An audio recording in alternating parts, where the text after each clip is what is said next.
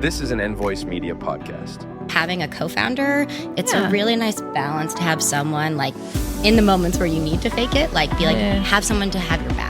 New York is a beast in itself in like networking, but then LA, it's like, because everyone is hustling and grinding and looking for like opportunities and trying to like, you know, succeed. It's like trusting people, but because of this whole peer-to-peer aspect and reviews and other things like that, we've created a community where I can scroll my feed and see girls in my outfits. You're listening to Just Fake It Coming to LA podcast. Now here are your hosts, Nora and Marina. Hi everyone, welcome to another episode of Just Fake It Coming to LA. Hi everyone, here I am, Nora with Marina, and we have two beautiful ladies as guests today. Jessie, Somekh, woo! Thank you for having us. And Hannah Grace. Hi. How are you doing today, ladies? We're good. Busy, another busy day in LA, but so happy to be here. I know you were absolutely. in a meeting before. Yeah. Yes. Yeah. Always Everybody's in so meetings. busy. Our PR agent, we got to put ourselves out there. You know, a definition of fake it till you make it. Get that PR and get your name out there. That is true. I mean, it's true, LA that's hustle, true. right? Yeah. It is LA hustle. So I know you both ladies are from East Coast, Boston, and you moved here to develop your business. Yes. Please tell us more about your background. How did you end up in LA? Yes. So I'm from New York and Hannah is from Boston. I joke I've slowly been moving west my whole life. I went to school in Nashville. Okay. So I went to Vanderbilt. Faked it a little bit there because I am not a Southern girl at all. I was like, I love the school, but I do not want to wear floral dresses, cowboy boots, and pearls. But, you know, 6 months in, you could catch me at any tailgate wearing exactly that outfit, and I loved it. And I studied engineering in college. And then after college, I moved out to Seattle to work for Microsoft. Definitely a big fake it moment there because I was like, I'm a 22-year-old girl. I had like blonde hair at the time. I'm like, what am I doing at Microsoft working with a In your team floral of, dress in from my, Nashville. right, I brought all my floral dresses. I'm like, what am I doing here? A team of like 50s, 60s, Smartest like people men. in the world. Yeah. So what did you do at Microsoft? So I was a product manager on a tool in Azure called Azure. It's just like a developer tool product in Azure. And like, I didn't know anything about developer tools. I'm like, literally, what is this? So I was working there for almost 3 years. And I was, when you build like tech products, the product manager is basically the role that like talks to the customers, finds the pain points, and prioritizes for the engineering team, develops requirements for the You're the features. bridge, yeah. Yes, Nice. exactly. You're the bridge between soft skills and hard skills. Yes, exactly. So there I was like telling a bunch of, you know, men who had been working at Microsoft for 20 years. Did it change your clothing style from floral dresses back to New York? A really funny thing is, so I was a blonde my senior year of college, and my mom said to me, they hired you as a brunette because I think I had brown hair when I was interviewing, they hired me. And then I went like blonde for like my last like semester of college. And my mom was like, they hired you as a brunette and you have to be a brunette when you go there. So I'm like, like not really my MO, but like, sure, I'll go as brunette. Like my first day, I see like 5 people with mohawks, like someone in rainbow hair, like someone with like a huge vape. They're like puffing their vape. Like many people with vapes. Just the exact Gear. Yeah. So then like I went back blonde like a couple weeks later. Because really? So you got back? Yeah. Oh my God. Men probably don't know, but for women, we all know that it's the hardest thing to go blonde, brunette, brunette again. Short, long. Yeah. Everything. My hair's still Wigs, recovering from extensions. it. Yeah. Still recovering. Oh my God. How many years did you spend in Microsoft? I was there for 3 years. So I was on that team in Azure for 3 years. And then the culture wasn't really the best fit for me for a couple of reasons. It's an amazing company. They treat you incredibly well. But like I was a young, hungry, 20-something-year-old, and I wanted to be in like a really cool, fast-paced, like innovative environment. And I'm like, that is true. This isn't really it. I'm not really excited by any of Microsoft's product offerings that I could be working at, which is funny to say now because now they have some of the sexiest things that they're working on. That's a whole other thing. And then what happened? What did you do after Microsoft? So I was interviewing. Someone said, like, if you don't like any team at Microsoft, interview for Xbox. And Xbox is within Microsoft. And I was interviewing there. I got the offer, and I'm like, this is going to be even worse than my team working on developer tools because this is like bro-y, whatever. So then I got pulled over to Nordstrom because they're also headquartered in Seattle because my passion is at the intersection of fashion and technology. And I was like, okay, maybe working at Nordstrom will be great. Like I can do some innovative stuff. And I quickly found out that working at a 100-year-old retail company is not the best place to be doing innovative stuff in fashion tech. That is They're true. just starting their social media profiles. Yes, no, seriously. They don't really have any like social presence. The target demo is not like the younger generations. But then it was also COVID. So I was furloughed for a little bit and I was laid off, and getting laid off is like really, really tough. You know, it's psychologically it like does a lot to you, but it ended up being the best thing that could have ever happened to me. Because I was home in New York during COVID, and that's when Hannah and I started to kind of reconnect, talking about, we actually reconnected because of my dog. Yeah, I really wanted to get a long-haired dachshund, but my fiance is allergic to dogs, but I was just going to push the boundaries, and I asked Jessie, for her breeder's name, and then we just started reconnecting because of that and showing up on each other's feeds again. That's and so cool. just DMing all the time. Yeah. And I started my job at Amazon. I went to Amazon after Nordstrom. And I started my career in AI there. I was working on Alexa AI, just as a product manager as well. And that's what brought you to LA, essentially. That's what brought me to LA. I was living in Seattle. I was also depressed living in Seattle because that's a whole other thing. But the weather like really gets you. Like if you don't see sun for months at a time. It's not even rainy like that. It's ironic that that's the just gloomy. We were complaining about the weeks of rain in LA, but imagine living in Seattle. Yeah. Guys, people haven't even seen rain. Come to Boston. Okay, ladies, I'm from Kazakhstan, okay? Like, if you're talking about the rain, cold, and stuff like that, I'm from almost Siberia. I always say that. That's true. There you go. There was like weather when you actually, in your handkerchiefs, like you're warm, and then outside you're trying to breathe this cold air and you have to warm it up like this. Oh, yeah. And then breathe it back. I don't know. Not that cold. Have you ever tried to do the phone with your nose? Yes. You're in a My glove. nose was cold. It didn't even open. It's that cold, I'm telling you. But, oh my God.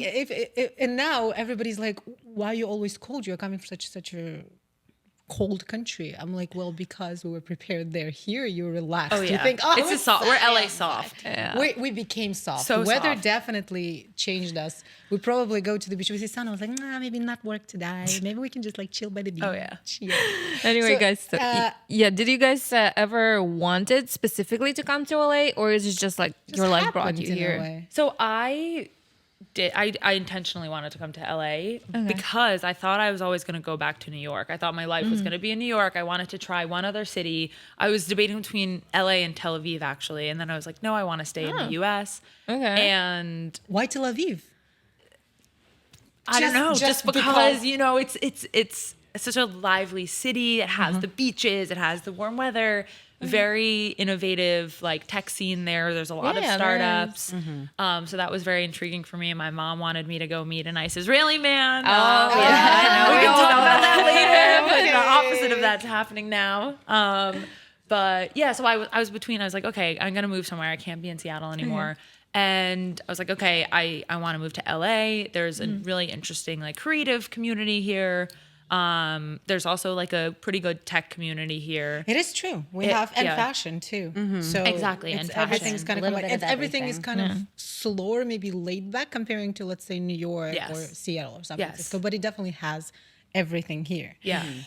Hannah, Yes. what is your story? So I obviously still live in Boston, so I get a little bit of best of both worlds of, getting to come here. But my sister has lived here for the past 10 years. And actually both of my parents at some point in their lives, they essentially came and moved to California and found a lot of community and friends, but also, just experiences and connections and entrepreneurship. And so it was a really win-win for me when Jessie moved here is, getting to reconnect and spend more time with my Yeah. sister, but also really develop in a completely different community than Boston. Boston has really old bones, it's not as easy to grow as a new company. But I think like I got really the best of both worlds of being able to come here for periods of time and spend with Jessie and get to see all of this community that she's getting to connect to and building and hopping in on it. But my background is a little bit different. I went to Bates College up in Maine, and I played soccer up there. But with Bates, there's no real business education. Okay. So I was a psychology major, and I took the one class called multimedia and advertising, and it really went into the psychology behind music and how it increases intent to buy, or if it's timed with the step in the ad, someone's going to pay more attention and get to the end. So that was my first stab at there's influence, but also, when certain emotions are built and things, like you have the intent to create something and get someone's product to be purchased. But, that was my first stab. And then joining the work world after Bates, I didn't have a lot of that. So I applied to this program at Dartmouth called Tuck Bridge, and I went and did an accelerated business program. And that was a just fake it moment for sure. I have, family with backgrounds in entrepreneurship, but you were drinking from a fire hose essentially at this experience. Oh, wow. But I was so grateful for it because it gave me all the tools to be able to, fake confidence, have those jargon, enter into the spaces that I need to. And I would say with that, was able to really grow my community that I can also help, supplement out here and connect Jessie to girls from my communities and East Coast and all of that type of things. But my background's a little bit more in digital advertising and marketing and telling people's stories. And I think that is where we really balance each other out too. Soft skills, hard skills. Yeah. But she has both too, and I have both. Yeah. But it's a really nice complement of helping each other too. I think a lot of times, and you guys probably experience it, having a co-founder, it's a really nice balance to have someone in the moments where you need to fake it, have someone to have your back. Yeah, absolutely. So how should I approach you, this? Right, Yeah. to do things. Absolutely. And I love coming out here and really seeing how Jessie has blossomed in all the career and the community. And it gives me confidence to be able to go and replicate that in Boston as well. Right. Yeah. So I'm not as obviously adventurous as making the full plunge, but to move over here. But I always say, I'll be coming back every month essentially. So I'm essentially a semi-California resident at this point. Nice. But it's awesome. And it's awesome that you have a reason to come here for business, which is rotate your closet. Yes. And maybe our audience don't know yet about this amazing opportunity to rent your wardrobe, any piece from your wardrobe, make money, but also make sure that your pieces are not just laying in your closet, but somebody is enjoying them, even temporarily. So let's talk about this more. How did you come up with the idea? And then how long it's been, where it's going? Yeah. So we actually met in 2011. It's just a crazy long time ago now. But we obviously we didn't know each other growing up. I'm from New York, Hannah's from Boston. But we went on this thing called a teen tour, which is basically when you're in your teens, it's one summer in high school when you go abroad and you take a couple of classes, and it's really just to experience cool. a new city and kind of take some classes. We did photography and Spanish, I think. Yeah. So that's a very interesting combination. Okay. They were two separate classes, obviously, but okay. Yeah, that would have been an interesting one, photography and Spanish. So hola, I'm gonna take your picture in Spanish.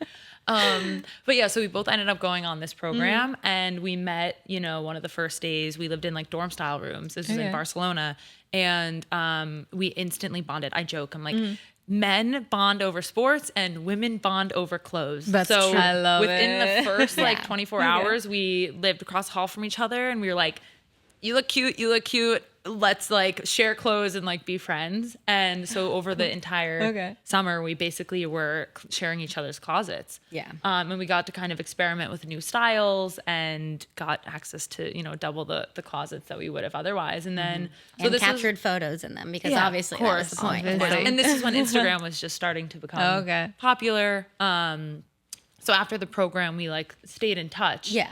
Like just obviously DM'd through each other. Instagram Yeah, DMing each and- other. through Insta- Oh, I like your outfit, cute shoes. Where did you get them? Oh, I'm gonna go buy them. Like And then we all actually of that. both interned in New York one summer, and we reconnected, and met up that way too. But it was just constantly like I was DMing her like, "Where'd you get that outfit from? I love this pic." And then I she'd love send it, me the yeah. link, and it'd be vice versa. But we just constantly were going back and forth, buying these clothes that she already had, and I knew she was my size and I was hers, and just from way back when. And we're like, how can we recreate what we were doing back in Barcelona, but without the financial and environmental burden? Because to be honest, I have so many clothes with tags on them. Well, so it started feel because you. during COVID, Yeah. when everyone was doing like house clean outs, closets clean outs, Hannah posted on her Instagram story and she was like, "Oh, I'm like selling all of these clothes. I Like, had if a whole anyone wants handle buy ready them." to go. Like, She had a whole like Instagram account created, and I was like, "No, like you can't sell these. Like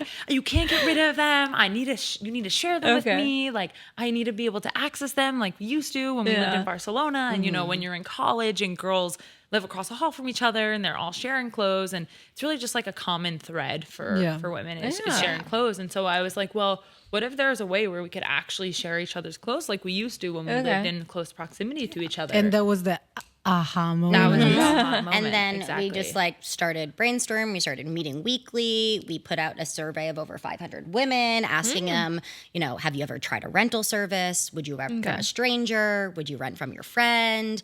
Kind of like how much would you pay?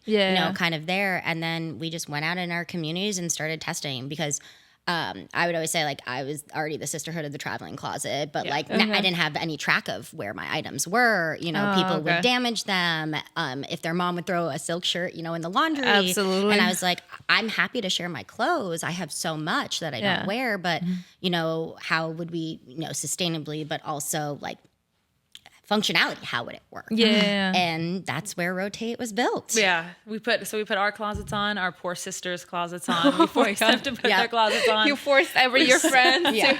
So with a couple started other with, friends. We started like 5 closets, and then we started very quickly getting people we didn't know reaching out, asking if they could list their closet. Yeah. And from there, that kind of validated when it was already outside of our circle. I've got DMs on Instagram before of like, can I buy this dress off of you? And now I'm like, you can actually rent it. You can rent it. And I get That's to so still cool. keep it. So from there, we started of how are we going to make this happen? And then we started building our community and getting closets. And now we started at 5, and I think we're at almost over like 300 closets. Probably more now, Yeah, Awesome. probably even more now with the app. It's actually one of the things I really liked. I was browsing through your app today, and I really like the idea that you can not only look at the clothes, but you can also follow a specific person and rent their clothes. So like it's cool, like if influencers, right, join and like do their clothes, and if I really like somebody, and then maybe I'm like, I want to wear what they're wearing. Like, even if I didn't think about it, right? Or even if I don't have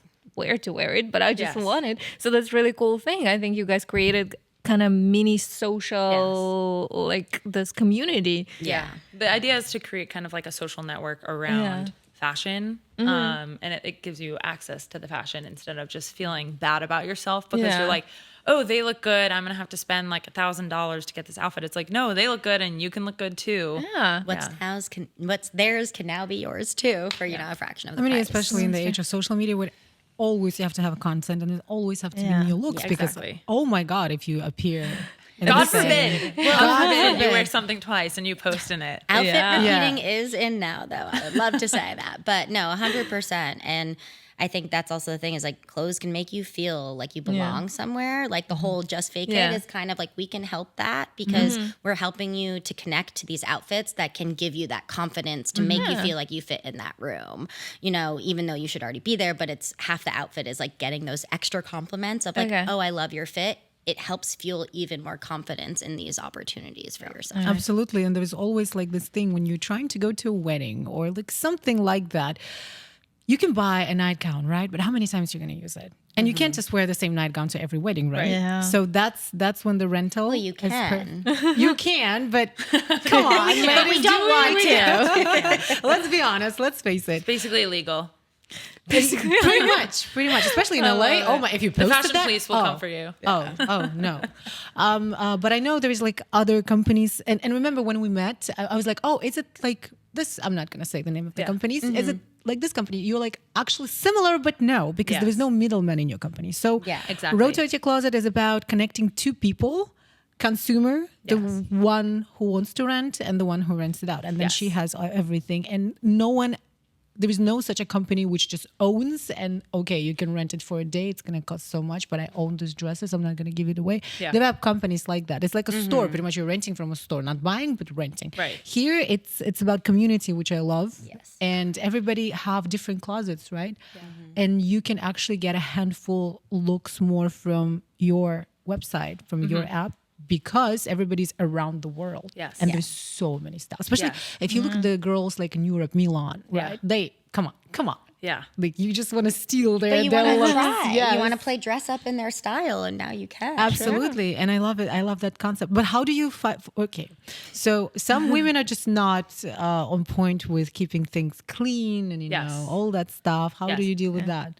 So part of the reason why we are faking a lot of things, but we definitely felt qualified to start this company because we feel every single pain point that our users feel. We've experienced that problem. So we've experienced people ruining our clothes before. And so we know that in order to make this a successful business, we have to have 100% guarantee that if something happens to someone's items, we will cover it 100% hands down, because why would we, if you have a friend that ruins your thing, they'll replace it for you. They'll pay to fix it, because then otherwise you're not going to share it with them again. So that's our policy on our platform is your things are 100% covered, and we've got your back, and we know how much people.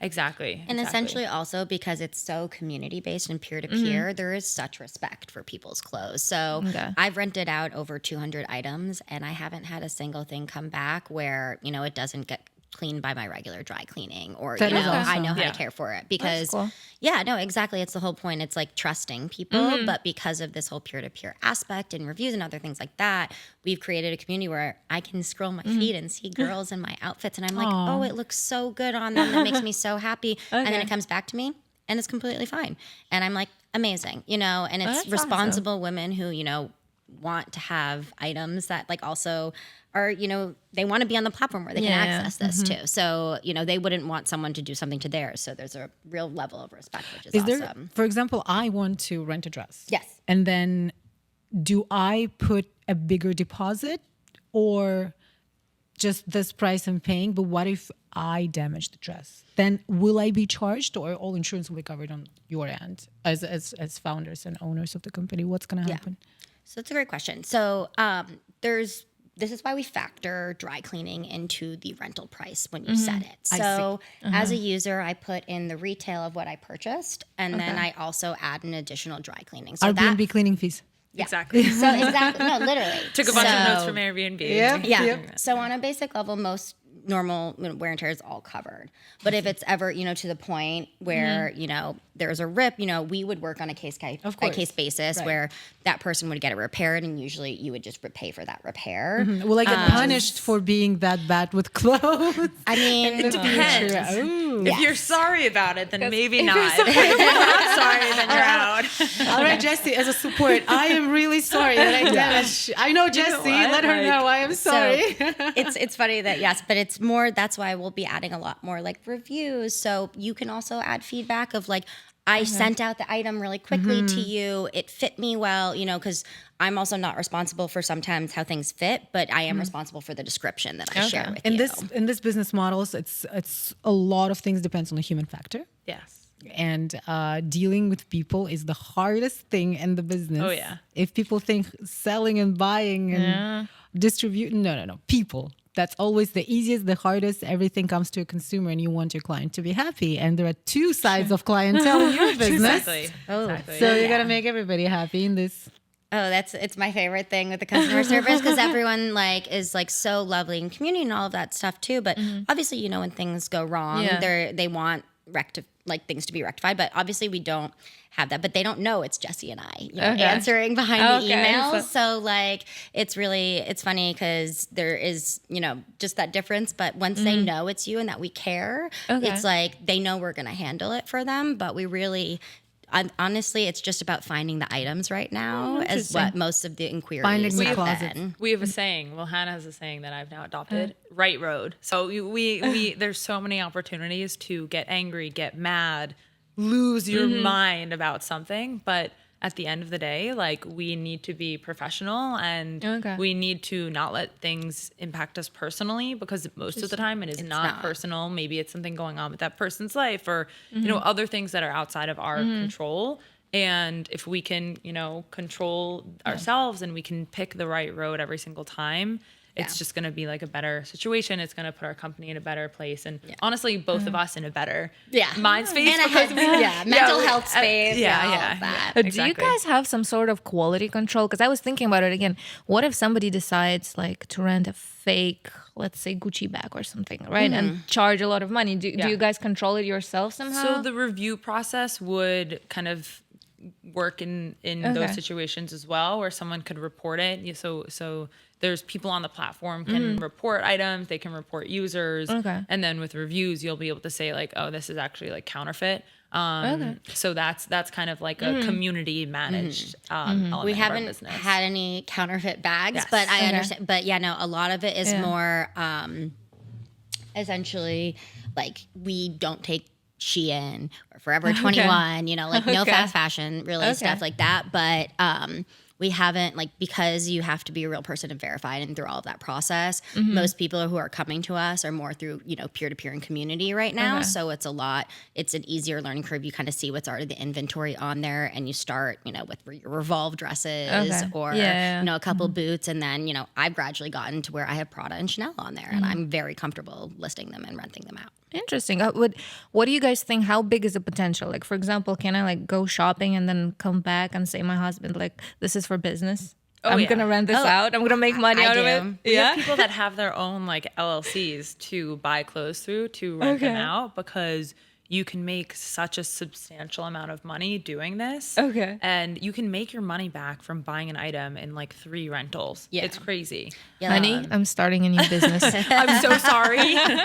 No, thank you, because you're letting them be used by others, but also you're creating a whole other side hustle based off of your unique sense of style. Do you guys have a limit to the cost of the amounts you will be listing on the platform? Because, for example, if I have a Birkin bag, which is over $50,000, and so it's a high-end luxurious item. Well, if you have a Birkin bag, I don't know why you're renting it out, but what take Birkin bags? Maybe, there are people who want to still rent out their closet. Let's say Chanel, for example. Yeah, it's not that expensive, but there are persons who can be. Chanel also has. 100%. And for example, and as an LA influencer, I want to just take a picture with Chanel purse or another Birkin bag, or I want like crocodile leather or something, because I'm creating content. But then there is some chance of damaging it, and then the insurance and the coverage will be more expensive, that kind of stuff. Do you have like a limit of the price of the item you will be listing on the platform?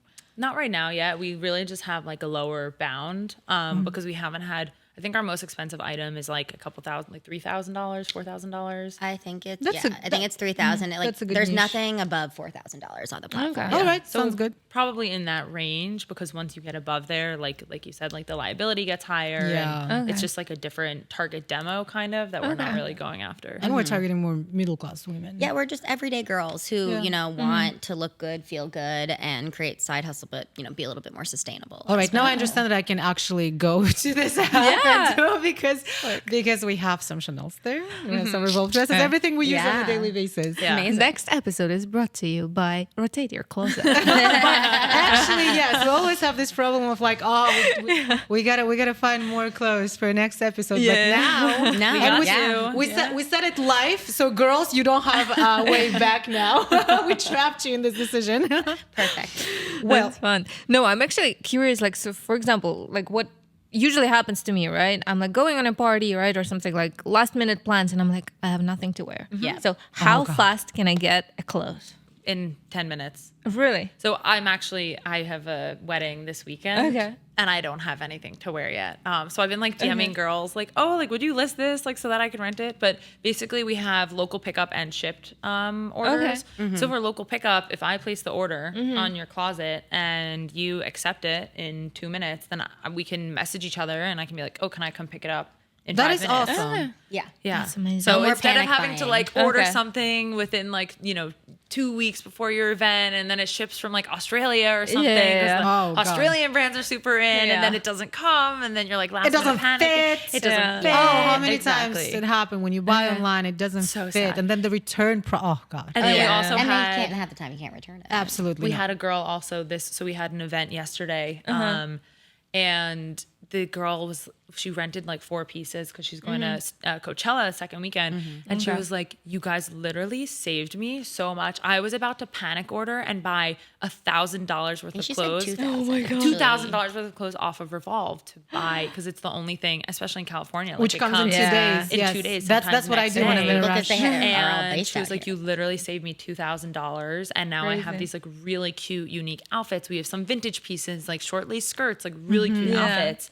And yeah, those are just like the best feelings ever to be able to What have is moments like that. what is the most popular category of clothes people renting? It's actually long dresses, like Yeah, I wedding mean, it's I like think so. vacation / wedding guest dresses, but then also like 2-piece sets for like birthdays and stuff like that. Yeah. Skirts have Rat and really Boa picked is up a little popular bit, brand. but Oh yeah, it's- we saw it together. Rattenbow was a beautiful Yeah. brand. Yes. I think it's mostly like we have so much inventory of like the trendy viral pieces that have been sold out. Okay. So like, things that you've been looking for everywhere, you can just rent for when you need them.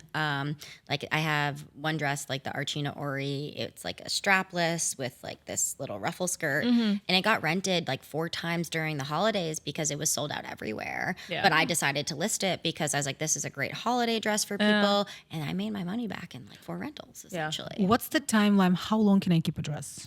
So it's minimum, like honestly, you can rent for a day if you want to. The maximum is 6 weeks, but on the upload process, you can actually say like, I want the maximum to be, 1 week, 2 weeks, 3 weeks, because some people don't want their stuff to be. We have a couple stylists on the platform, and so they don't want their items out of their closets for a more long than like time, a week or two because they might need it for a shoot or set or something. But you can also like block off your Yeah, with your vacation closet dates. with vacation dates in case you're going away and you can't like facilitate a And rental. will the price change depending on the?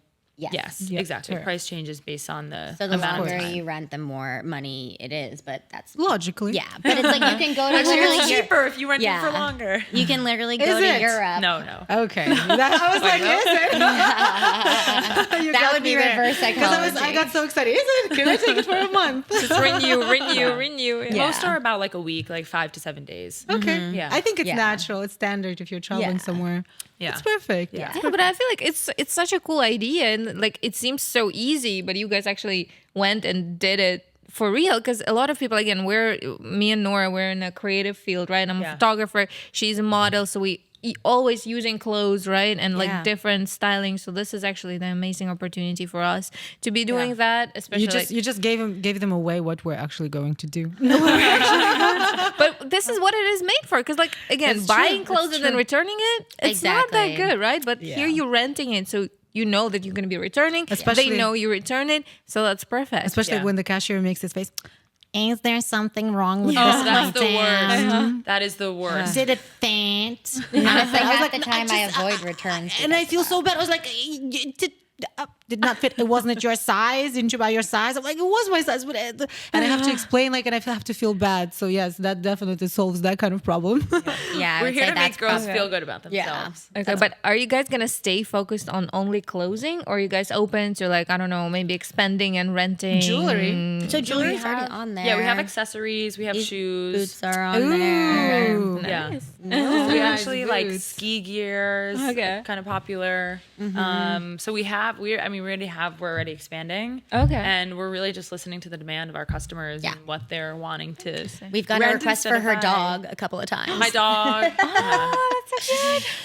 Yeah. Wait, I didn't understand. dog clothes. Oh, Dog rent my clothes. dog. Rent my No, her dog. physical Your dog. dog. My dog That's is a what I very said. cute, like small I miniature saw blonde you showed me. dachshund. Yes. And people are like, can I rent your dog on the platform? I'm like, no. Probably not. Not there yet. A dog actors. I'm pretty sure there would be something like illegal about doing that. But Probably, yeah. One time I brought a dog in the studio and I didn't rent it, but I definitely took it for content. It was the first episode we did, and there's a puppy on the There was floor. a puppy on the floor. Honestly, I was just dog sitting and I didn't know where to leave the dog and I didn't want to leave it at home. So I was like, okay, sit. And she just like lay down and she was perfect. So it's fine. She didn't make a sound, but she was moving around. No, what were some struggles for you guys opening the business and doing it together as young girls in this big city? What are the biggest? Coming to LA, yes. 3.5 years ago was like what? COVID? You were here? Yeah. New York, you were for COVID. And then you traveled here. And then, LA after COVID was not as fun. yeah. But and I what didn't know happened? anybody when I moved here, not like a single person. Okay. And our business is completely community based. Okay. And so having to build a community, build a company that is community based at the same time was so incredibly hard. And it's interesting. So I've been in tech my whole career, and I actually found that it worked to my advantage because nobody was able to like use me for anything. Like I didn't have any value to bring to anybody. And so I was able to just find like really amazing, like authentic people who we just wanted to support each other. And it led me to a bunch of amazing opportunities. But one of them, which is really funny, is it was in between, I think when I was leaving Amazon to work for Google, I was off for like 2 months just in between the jobs, and one of my friends knew these girls who did styling in New York, and they were expanding to LA, but they didn't know anybody here that did styling, and they had all these clients, and they like a week before they were like, we need somebody who can do this styling job for us. We don't want to lose this client. And so my friend reached out to me because I've always been fashionable. I've had the closet that everyone comes to try on, and I would style people. I'd style a lot of my friends. And they came to me and they're like, oh, like, do you want to do this? And I'm like, what do you mean? Like, do I want to do? I don't know how to style for like editorial things, for commercial things. And I think I was probably talking to Hannah. I'm like, what? Like, should I do this? Like, I don't really know. Like, do they want me? And I was like, go. Yeah, you were like, what are you doing? Like, you have been styling people your entire life. Like, picture yourself that way. Like, position it. Like, just because fake it. I had been, exactly. I really had been styling people like almost my entire life. So I was like, oh yeah, like let's do this. Like I'm experienced. Like I've been styling people. So I like back at LF. get to this set. Yeah, exactly. So I like go to this like gorgeous like set in Malibu. It's like a well-known photographer, like a well-known model. I didn't even know what this shoot was for, by the way. I just got sent like a box of clothes. And I get on set and I'm like, all right, we have 5 looks to shoot. We need to go try these looks on. I need to see how they all look together before we go in front of camera. Like, I don't know where this came out of. Just turn on this You boss kind of bitch. just have to like turn it on, have this like fake sense of confidence.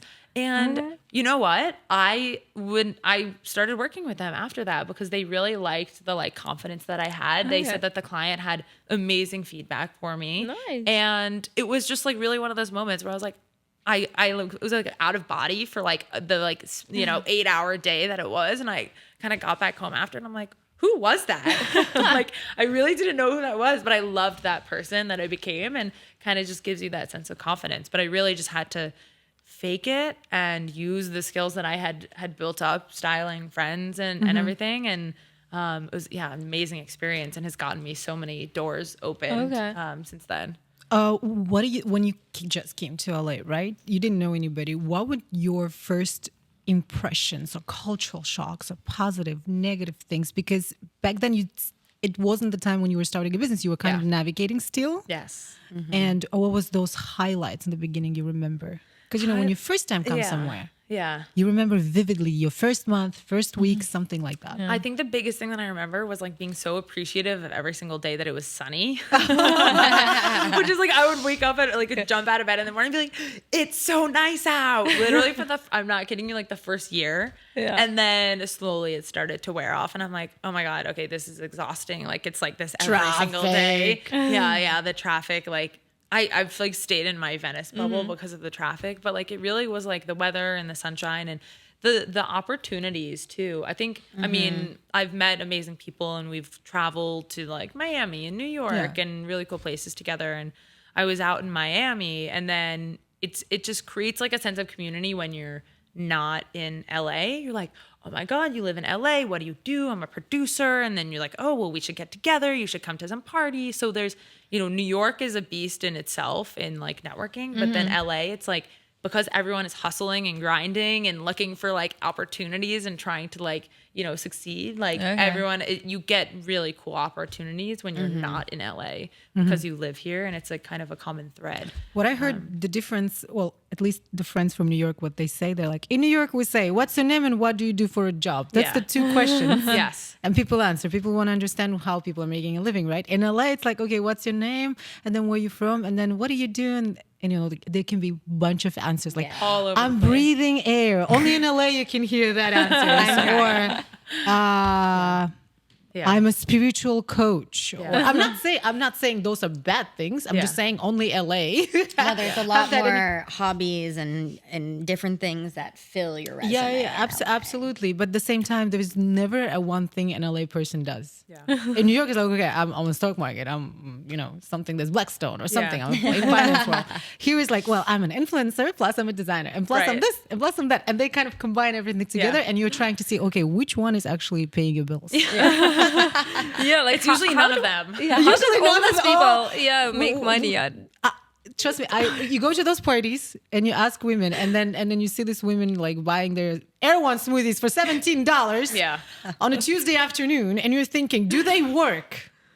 Because that's amazing life. And I'm thinking like, okay, in LA, I always ask the same like a New Yorker. In LA, I talk to people like a New Yorker. What's your name? What do you do for a job? Because that kind of, you already understand, can you connect to a person? Because in LA, as you said, hustle mentality. So we talk, we connect, and we can see, okay, what are you doing? Maybe we can connect in the business. Maybe we can kind of grow together, do something. And that's the cities, LA and New York.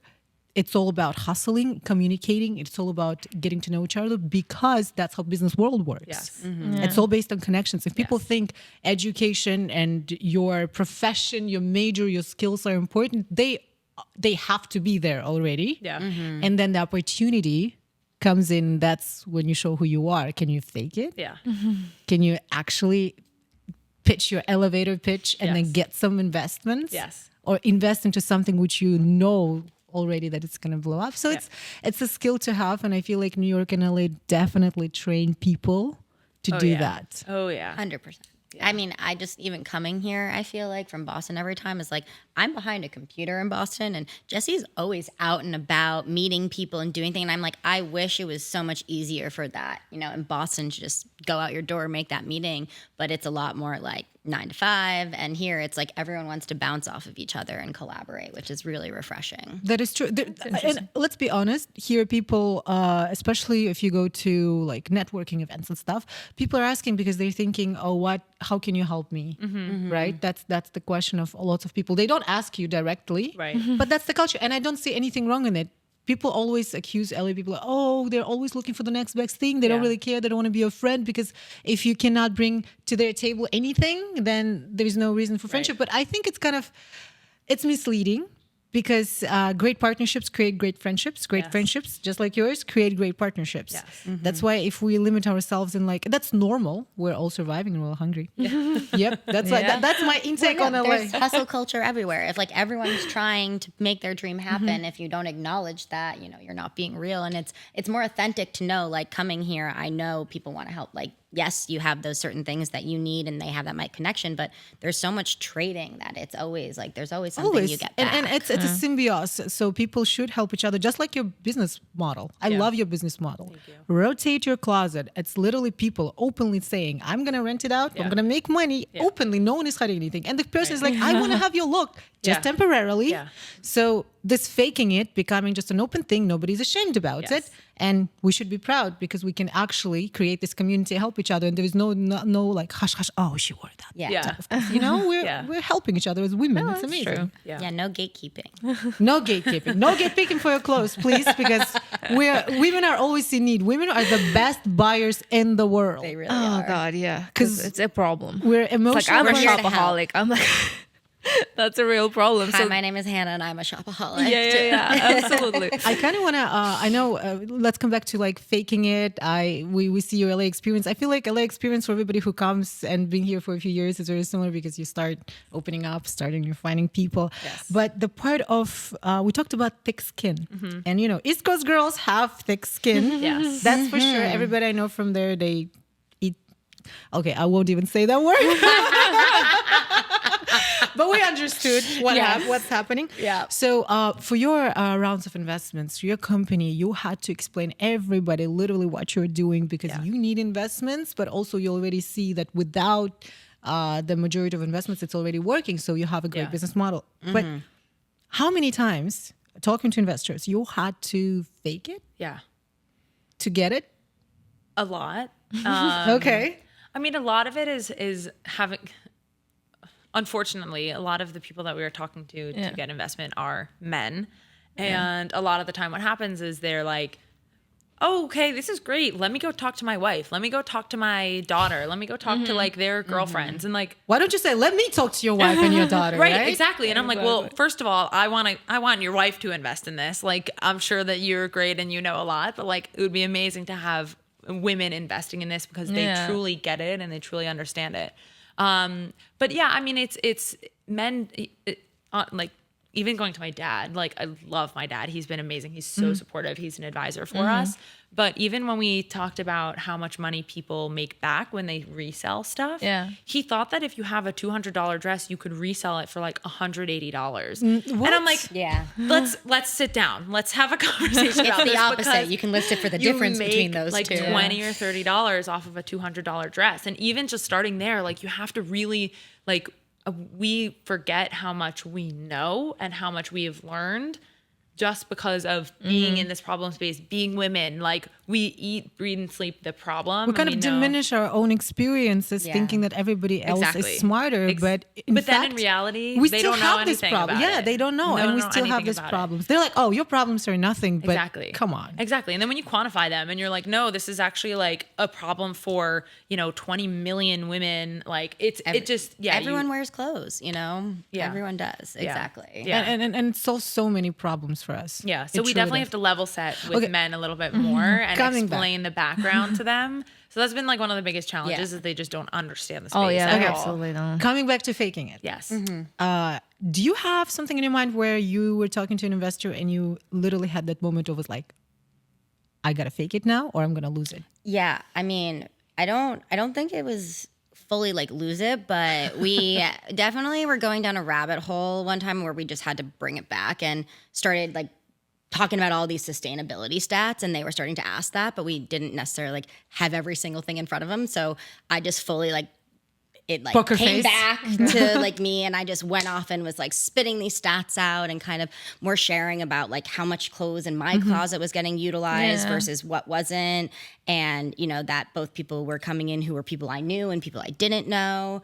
But really just like talking about financials too, that's not my show strong me the balance suit. sheet. That's what they say. They need those balance sheets. That's definitely something like we prepared a lot for of like practicing. And that's something, but like still even in that moment, you have to believe in your product in order to get it out there. And I think it was with a very experienced, like he was a serial entrepreneur. He was a CEO of a very well-known marketplace company and would have been like, will be perfect for us. We're still in conversation with him, but we had been talking to more friendly audiences before, and he was a more seasoned investor, much more experienced in the marketplaces space, which is really important for us too. And he was asking us like very, very specific questions, very targeted towards like marketplaces. How do you build both sides, like things like that, and we were doing okay, but he wasn't like wowed or impressed. And then I think this is when Hannah was having her like out of body moment, and she was like, "Well, like I've made like $12,000 off of my closet," and then he was like, he was like, "Oh my god, this is amazing! Like this is incredible!" Like, it's like so it works. Yeah, like that's there was, and we forget because we're telling our story so much that it does work. And like that's something Jessie always is like. There are two ways to say, right? Yeah. You can say, "Oh, I only made $12,000," or you can say, "Hey, I made $12,000 out of my closet." Yeah. Imagine how many closets. So it's the way you present it. It's so important, and you did it because you own it, And I don't think you thought about, oh, I'm just faking it. No, you actually proved your point. Like that was like the one moment where I was like, Yeah. I had something to be like, this is the evidence. But like, you know, it is such a new concept of like sharing clothes and renting things out. Like obviously, you know, renting model and shared economy was validated by Uber and Airbnb, but you know, there's still an idea of like someone else's clothes, and just believing and seeing and sharing the confidence we've seen women get from the clothes. I think that's not something necessarily you can translate to an investor. Okay. So trying to find and fake it in the numbers and the data that translates for them. So that's kind of And where it's funny too, because we've had a couple employees work for us who've been also at other startups, and we're very hard on ourselves. We have like So all hard. of our like information, our documents are all like in Notion, and they're pretty organized. And but I don't know, for some reason I was like, oh, like this is like so disorganized. Not everyone has access to everything, and like our Jira board isn't linked up to the Confluence, and like whatever, like. And somebody came to us and they're like, you guys are so hard on yourselves. This is so much more advanced than any other startup that I have seen that is at your stage. Like you're so well established and well developed, and everything is like so organized. And so I think like too, as women, like we're so hard on ourselves naturally. That's true. And sometimes it just takes like validation from other people and gives us that like extra like boost of confidence that like, yeah, like you're doing an amazing job. Like, you know what you're doing. Like, cause we need, like, I had big tech experience. I'm like, what am I doing building a company? And, you know, it takes also having each other to like lift each other up and be like, that your experience is lending itself really nicely here, here, and here. And just really owning those things, because sometimes you forget that we're impressive.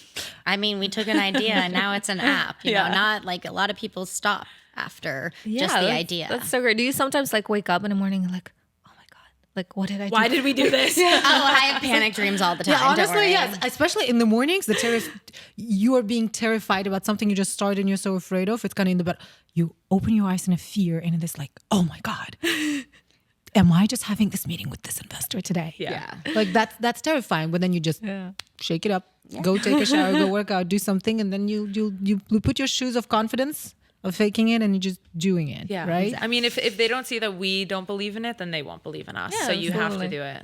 Exactly. Remember I told you stars want to work with the stars, investors want to work with the equal. So if you don't feel equal, you got to just fake it. Yes. And every successful person would tell you this, because people want to work with confidence. Yes. Confidence is the vital part of anything in this life, truly. Yes. I have another question, which is not really about the business, more about the girl stuff. You know, did you become valid Californian girls yet? Did we become what? Like Valley, totally, like oh my California. God. Valley girl. Californian girls from Valley. Did you start speaking like, oh my God, this is Like, so cute? oh my God, like I'm gonna go grab this. Like, no, I don't think we have. No, we're still thick-skinned East East Coast Coasters girls. at All heart. right. You're both brunettes. That's what I can see too. Marina, I think you gave up. You blend in. Oh, no, I'm not. No, absolutely not. No, I have another question for everybody. What is the weirdest piece of clothing you guys own? I like that question. Weirdest? Oh, I have mine. What is it? Go for it. I don't know why I went. So I used to live in Ocean Park, and now I live in Venice, and super close together. And my best guy friends live like a couple blocks away from me. And when they moved close to me, I got them a walkie-talkie. I got us walkie-talkies so we could walkie-talkie each other instead of like calling each other, texting each other. So I got this like at like a thrift store, I think, like a harness. But it's like a leather I love harness. harnesses. Okay. And it literally goes here. It's you a strap your brown walkie-talkie suede. into it? And I went out one night and I wore it and I strapped my walkie-talkie to it. And I went out like that, and it was a big hit. Okay. But I think my brown suede harness. Yeah. That is so cool. All What right. about you, Hannah?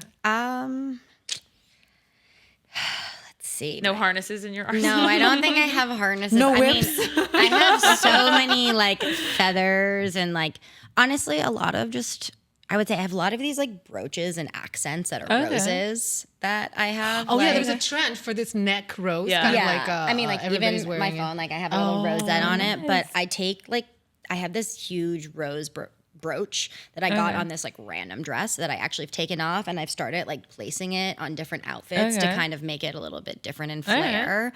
So I would say that, but it's so heavy. So like I have to wear like really sturdy clothes with it though. So like if I puncture, it's like, yeah. So, but I'd say that is probably my most interesting piece. But yeah, I mean, either that or my dad has this really cool Ninja Turtle jacket he was a part of the film crew. Ninja, it's like they're covering. No, so it's just a leather jacket, but it's a film crew jacket. So it has all of the ninja. Like a jacket with a face cover. I'm like, that's like, put it on rotate. That, by the way, can be an idea, right? Yeah, leather jacket with a mask. Dang. Yeah, but it's just like a classic. He was like on the film crew for the Ninja Turtle movies, and it has like it's just really cool vintage, but it's not like something I typically would wear. And having Ninja Turtles all over my back. All right. There is a question for older women now. Think about the weirdest thing you have in your closet, because I'm pretty sure every girl, every woman has something. What is it for you, Nora? God, if you think about it, well, when you travel, there's certain things you pick up from every country. Sometimes jewelry, stones, piece of clothing. For me, it's more of a national clothing of every country. Okay. Oh my goodness. Okay. Yes, so if I go to, let's say, Middle East, like I have this from Dubai. I have this craziest, nice, like, coat, scarf. They call them abaya.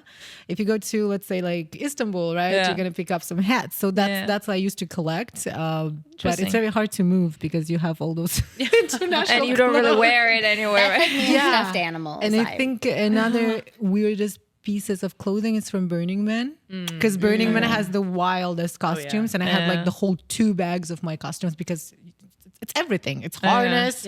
It's tutu skirts. It's like craziest hats and glasses. So I cannot even name one thing. I feel like everything starts from the covered up abayas to Burning Man outfits. That's the weirdest thing. What about you? Nice. I think for me, like I'm a big fan of boots. So I bought myself this like big red boots, and like every time I wear them, I look like a Ronald McDonald. Something like, Wait, are you talking about those ones? No, with like... not the ones that are like the super trendy, but they kind of like in a style, So it's like they're very weird, but I still wear them because I like that. Fun. With your red lipstick. But how many times do people like come up to you and like it starts a conversation though because of it? Oh, a lot, because they also have like little pockets on the side. No. Like some people like, pockets. What do you wear there? No. Remember those viral Prada shoes? Yeah, like the boots, the one. They had this, and it was like, this is such a great idea. And I want my shoes to have like the phone size kind of a. It didn't fit anything. I know that they're like mini bags are in, but like that, like it doesn't even fit anything. I don't know what people were putting in it. But I would get ones that have a foam case on the shoe. I can imagine what they put in those little pockets. Oh my but God, it's PG-13. We won't say anything, right? True. Well, anyway, rotate your closet, guys. That's the way to go, because every girl has this problem, and do not even try to tell me that she doesn't. I have it. You have it. Every one of us. And by the way, I love those pencils. Will you list it? I will. They are listed already. You can rent them. Rotate your closet, guys. Thank you so much, Jessie and Hannah. Yes, thank you guys for coming. So it was such a pleasure. Likewise. It was fun. Thank you so much for having us. All right, guys. It was Just Fake It coming to LA, and we are brought to you by Invoice Media. Voice your passion, guys. Thank you, everyone. Thank you. Have a great day. Thank you, ladies.